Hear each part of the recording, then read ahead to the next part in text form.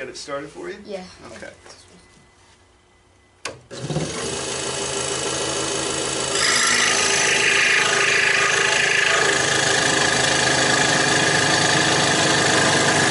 They're exactly the width and length of a piece called the bottom stretcher. Hi YouTube, Eddie here, and today we're going to build an Adirondack chair. So let's get started. And if you like the video, don't forget to hit the subscribe button. Thanks. This is the first part of the build of the Adirondack chair. I've ordered the Rockler Adirondack chair, the plans. The reason why I ordered this, I just think it looks the nicest. It looks really nice, and it comes with the plans come with these templates, these cardboard cutouts.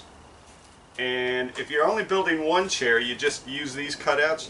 You put it on your material, you trace the cutout, you drill in the holes where it tells you to, and that's it, you're done. But because I'm going to be building more than one chair, I made my own templates here out of 1/4 inch MDF. I just finished making these templates. I still have to drill the holes in them, but aside from that, they're done. These aren't all the pieces of the chair. The seat slats, they're all, you know, square for the most part, so you're not going to have a template for that. The material I'm going to be using is Spanish cedar. Spanish cedar left untreated will last you 10 to 15 years in the elements, so it's a really good choice for this type of chair. I am going to treat it. I'm going to put some polyurethane on it as well, so it should last a long time. Only problem with Spanish cedar, it's not the cheapest. You could certainly get cheaper material, but I think it's the right choice for this type of chair.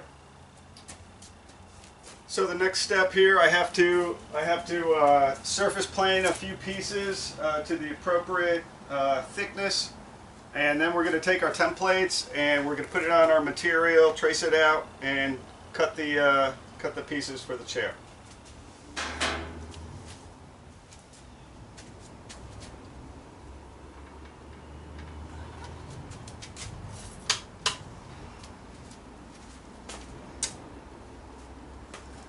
Helps if I have power.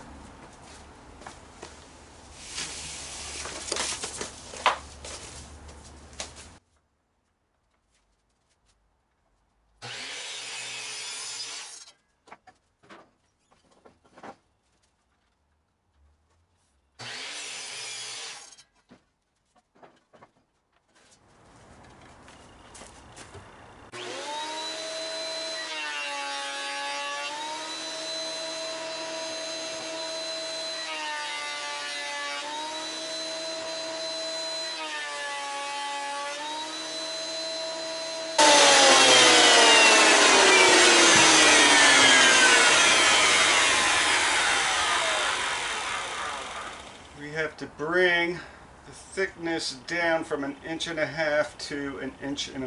So we got a little bit of planing yet to go. By the way, the wood shop smells fantastic right now. This Spanish cedar just smells great. Okay, so I just finished surface planing these 4 pieces of wood. These are going to make up our armrests. They're 1.25 inches thick. The way we're going to do that is we're going to grab our template here, line this up,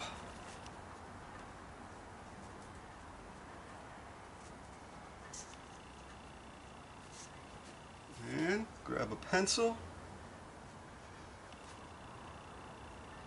and make an outline of the template.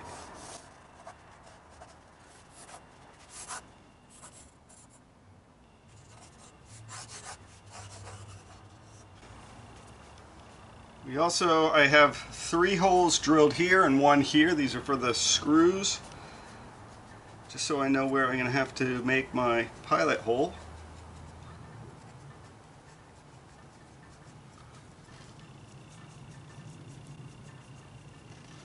see if that came through. Yeah, you can see these just fine. And now we're going to go ahead and cut this.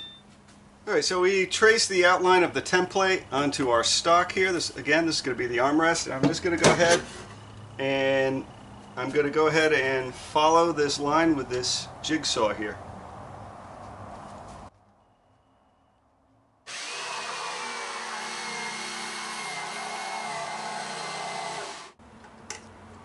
Speed it up just a bit.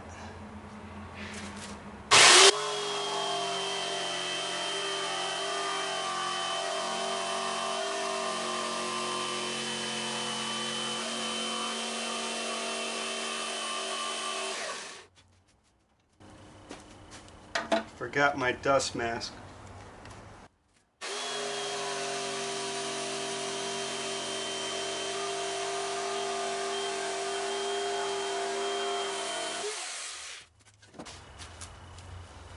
As you might be able to see, I'm a little bit proud of the line that I traced, and that's okay, because once I have all the pieces cut out, I'm going to go ahead and put this on my router table that's going to be fitted with a flush trim bit, and it's going to follow the contour of my template, and it's going to cut it all according to the template, in theory anyway. We'll see what happens.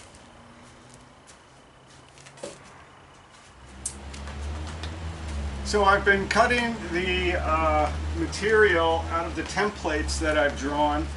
This is going to be the armrest, 2 armrests, and it's going okay.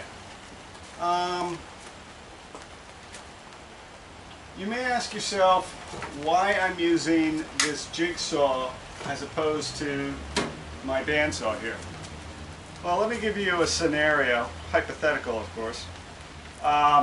Let's just say you're building, I don't know, an Adirondack chair, and you have your templates all drawn out, you have it transferred to I don't know, say Spanish cedar, and you grab that board of Spanish cedar and say it's $60, $80 for that one board. And if you don't have a lot of hours on this thing, you're going to have a bad day. Luckily for me, it wasn't that bad, but I still need a lot more hours on this thing to become proficient enough to use it, whereby I don't ruin the wood that I purchased. So that's the reason why I'm using this jigsaw. I do try to get as much time on this as I can. I'm getting better, but I'm not quite there yet. So that's the reason why I'm using a jigsaw. Okay.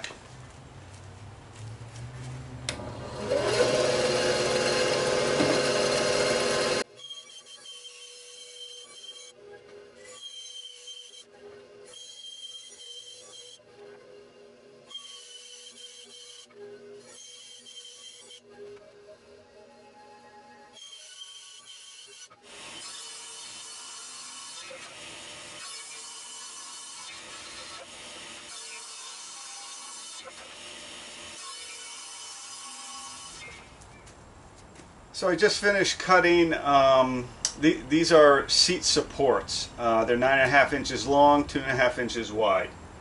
And what I have to do, I have to cut this at an angle so that it'll accommodate the main support that's going to be on an angle as well. And that angle is 75 degrees. So what I'm going to do is I'm going to take my protractor here, set it at 75 degrees,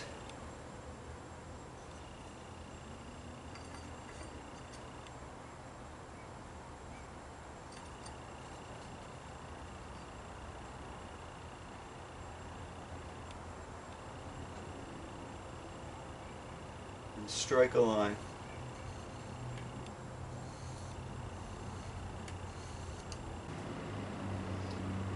Okay, now I'm going to come over here to my chop saw, and I'm going to offset it by 15 degrees, and that should give me angle that I need for the seat supports.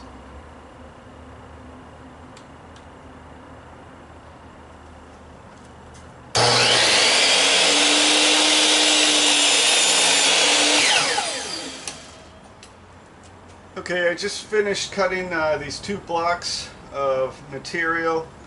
They're exactly the width and length of a piece called the bottom stretcher. The bottom stretcher goes behind the seat to support the slats, and we're just going to go ahead and use the template that I cut out earlier. Just going to strike a line here.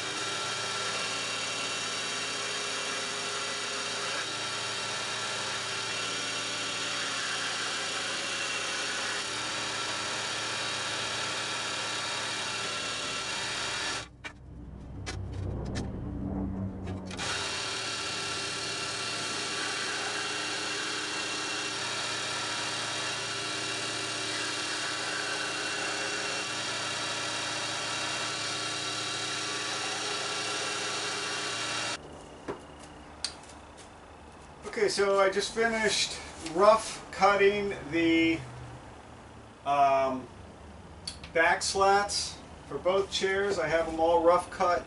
The only thing left, I think, are the seat slats, which, touch wood, it should be fairly easy. It's the seat slats rather.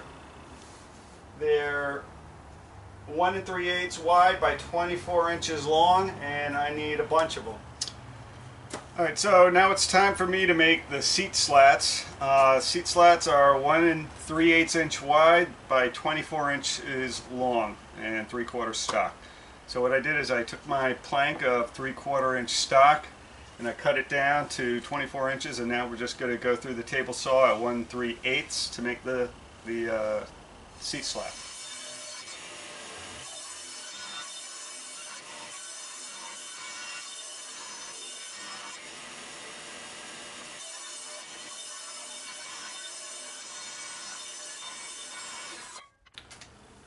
Okay, now that I finished cutting the seat slats, all our pieces have been cut. The next step, we have to make sure that the pieces that we cut are identical to our template. The way we're going to do that is we're going to use this bit here is called a flush trim bit.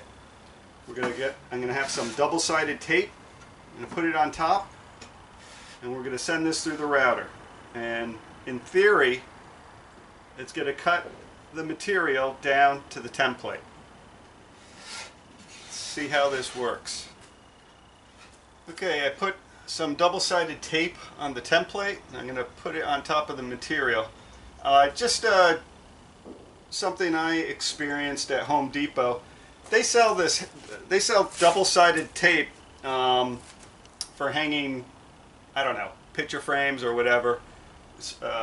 It was $16 for a roll, which I thought was crazy. So I went to the aisle that sold carpet tools, and this is carpet tape. It's $5 and it's really, really sticky. So if you're going to be doing this, I would recommend the carpet tape. All right.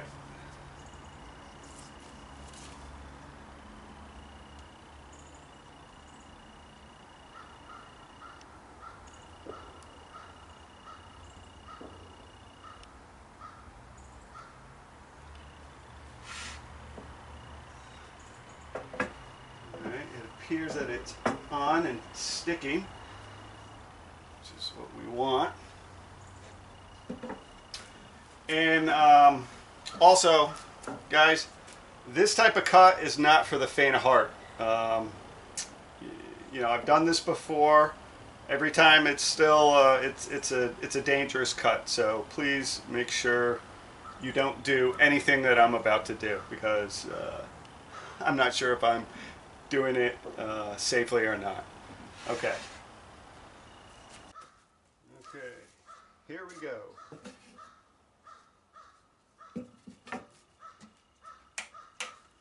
Power helps.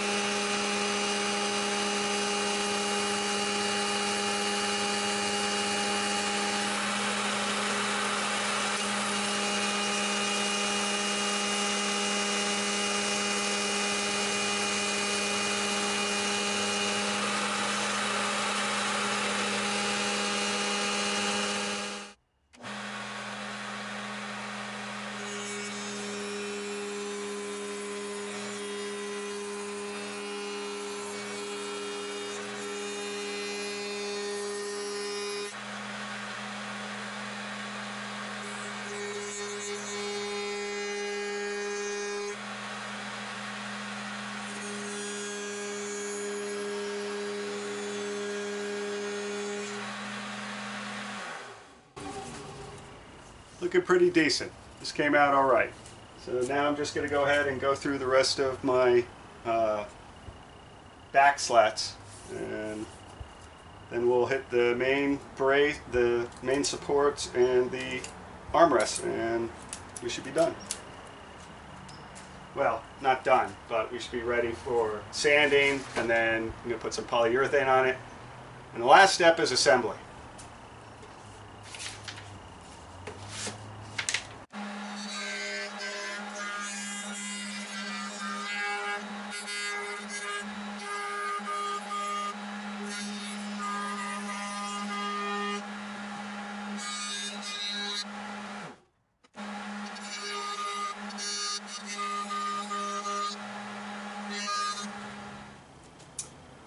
Okay, well, I have just about all the pieces to the chair that have been sent through the my shaper table. Most of the pieces are right over here. There are a couple of instances where I'm not going to use the shaper table, and that's with the small pieces. It's just my fingers are, you know, call me a wuss, that's okay. My fingers are just too close to that blade, and so I'm erring on the side of caution, so I'm just going to use a router. This router has a flush trim bit. It's 1.5 inches long, but this time the bearing is on the top. So we're going to go ahead and use that, and hopefully it'll be just as smooth as the shaper table.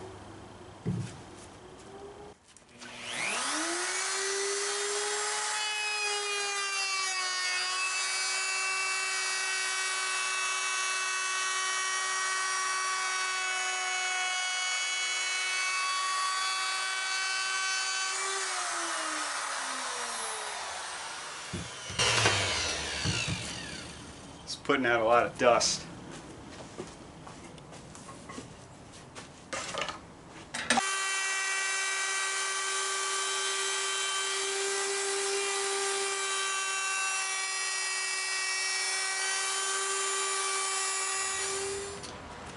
Okay, these smaller pieces, they're difficult, whether you're using the router table or the hand router. I'm just going to show you what happened to this piece here.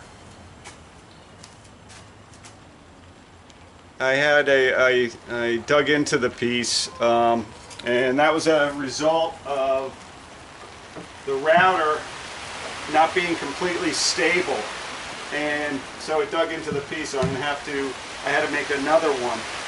But what I've done this time is I put a piece of scrap right next to it with another piece of MDF on top, so it's the same length, so it'll give me a more stable platform for my hand router. So let's see how this goes.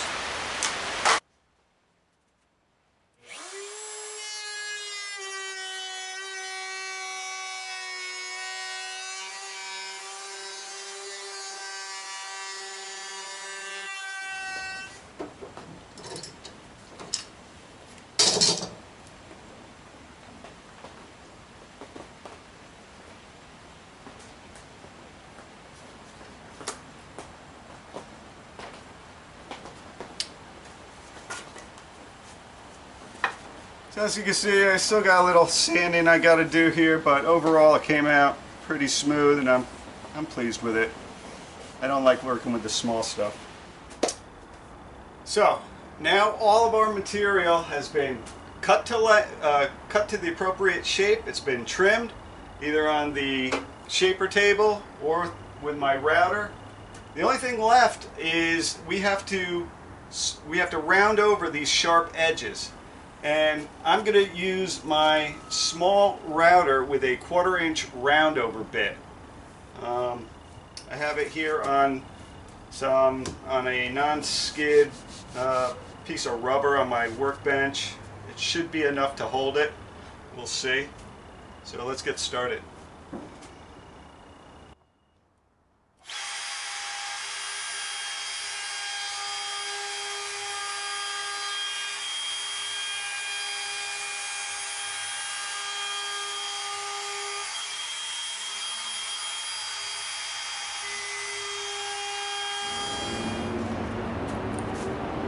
That bit did a really nice job. Took out those sharp edges on this armrest, so I think it's looking pretty good.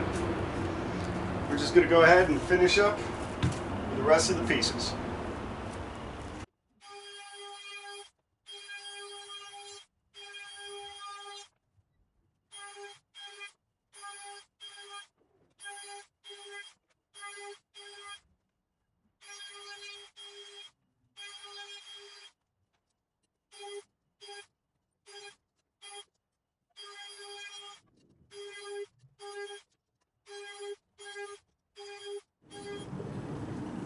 Okay, right now I've got the seat back slats to round over, and for the straight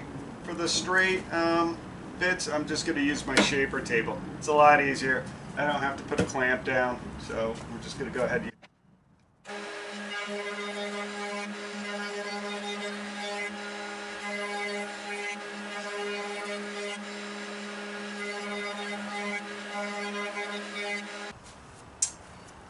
okay, this came out pretty nice and rounded. So the table makes pretty quick work out of rounding over the edges. The only thing we have left to round over are the seat slats. So we'll go ahead and get started on that now.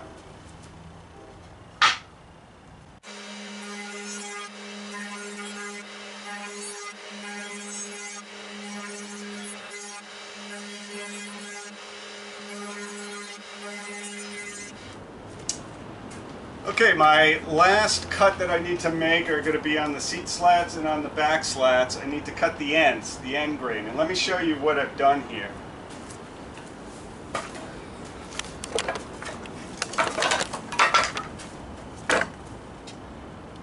I have all the back slats, or pardon me, the seat slats lined up, and I have them clamped down here so they're not going to move. That last piece is a piece of scrap. What you don't want to do is come across with your router without another piece of wood behind it, otherwise it's going to break out the back. So that last piece is a piece of scrap. So let's see how this goes.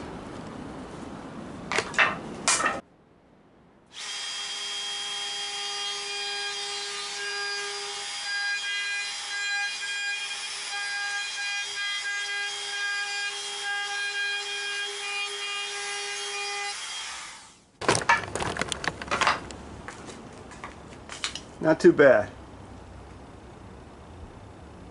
And that just saved me a lot of time using that 2x4 clamp down on the workbench. Okay, time to do the other side. Okay, second to last cut, we have the back slats. We need to round over the top of the back slats. We got to do for this chair and then for that chair, and we should be done with the cuts.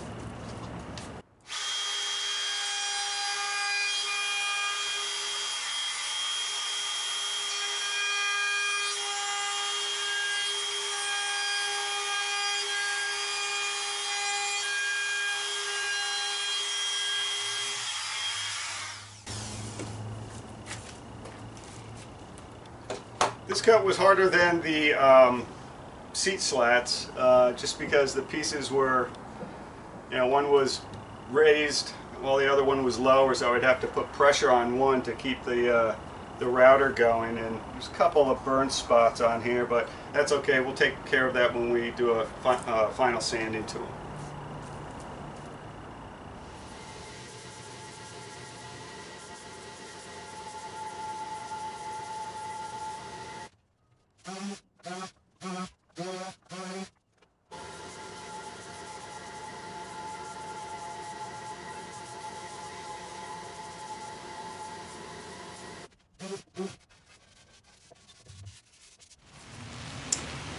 Okay guys, we're getting there. One of the last remaining steps, we have to assemble the Adirondack chair. I'm going to be using brass wood screws for a couple of reasons. One, they don't rust, and two, they just look beautiful up against the Spanish cedar. So yeah, they're a little more expensive, but I think the cost is well worth it once you see the final product. Okay, let's get going.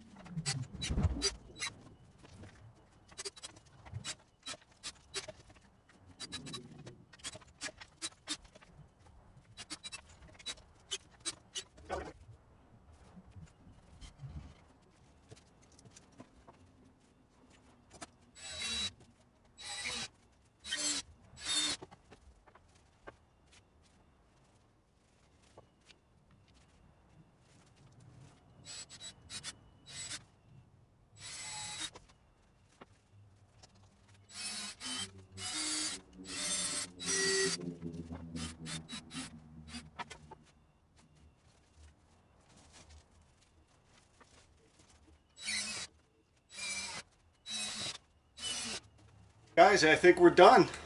Hang on, let's give you a better look at this.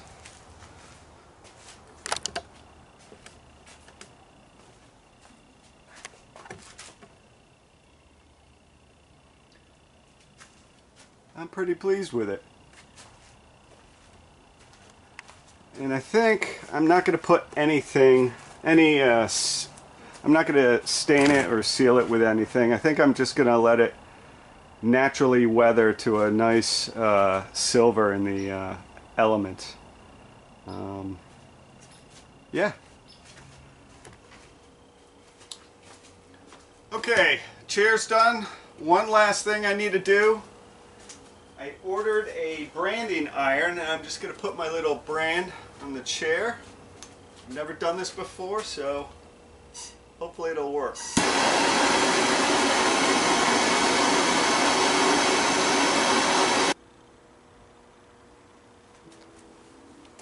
Nice.